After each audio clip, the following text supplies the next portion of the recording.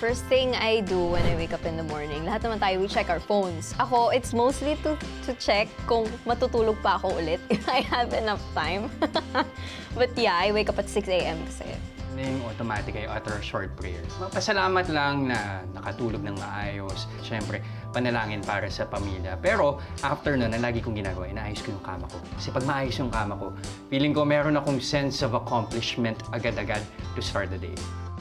The bravest thing I've done in my life is also the saddest thing. I saved my mom's life at some point. Siguro yung pag-take ng anchoring duty. Kasi I would consider myself to be an accidental anchor. Sumalo lang naman ako eh. Naglakas loob lang ako. Don't be too hard on yourself, siguro. Be proud of the things that you already know. And concerning the things that you don't know yet, you're bound to learn them at some point. Purso lang ng pangarap. As long as wala kang tinatapakang tao, tuloy mo lang yan. Go lang. Most favorite day of the week would probably be Sunday. Kasi usually yan lang yung free day ko.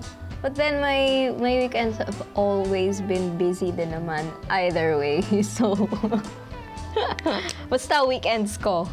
Thursday ang pinaka-paborito kong araw sa week kasi mas na-excite ako sa idea na 24 hours na lang weekend na bilang umaga ang trabaho natin sa Friday. Maaga magsisimula ang weekend.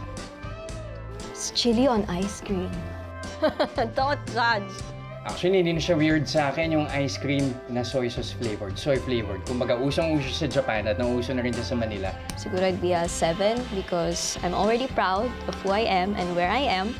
But there's always a lot of more room to grow. If I were to rate myself, siguro I would rate myself a 7. Lagpas sa mid, pero marami pang room. I would like to think of myself as someone na lagi nag-aspire to improve.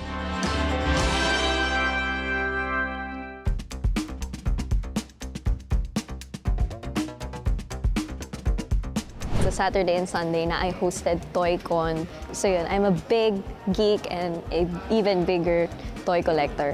Kapag nasa bahay lang natutulog, andun na talaga tayo sa edad na mas gusto natin nagpapahinga na lang. Siyempre, being here, finally being part of the Kapatid family, I'm so excited sa lahat ng mga matututunan ko, sa lahat pa ng mga makikilala ko and my experience ko here. I'm most excited about Frontline Pilipinas weekend. Sana mag-perform ng maayos at sana tangkilikin ng mga kapatid natin. Mata-Mata, New Zealand, kasi dun ang Hobbiton. I'm a huge Lord of the Rings fan. It would have to be Antarctica. Gusto ko lang makita kung paano sila namumuhay sa sobrang lamig doon. It would have to be my lolo. Sinumaki ako na wala yung parehas kong lolo. So gusto ko lang makita kung paano nila pinalaki yung aking mga magulang.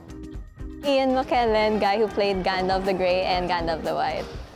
Sabi ko, mukhang strict, matapang, tahimik lang. Pero nung nagsalita na siya, hindi na siya tumigil. Chikadora din pala siya. So friends na agad kami. Bungad pa lang, alam ko na matalinong babae. At tama ang hula ko, madaldal si Nikki.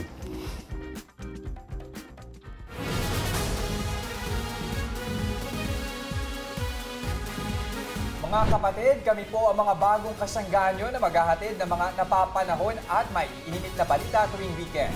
Tutukan nyo kami tuwing Sabado sa Frontline Pilipinas Weekend. Dito lang sa TV5.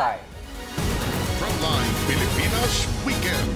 Simula November 11, Sabado at Linggo, 5:30 p.m. Live via 92.3 True FM.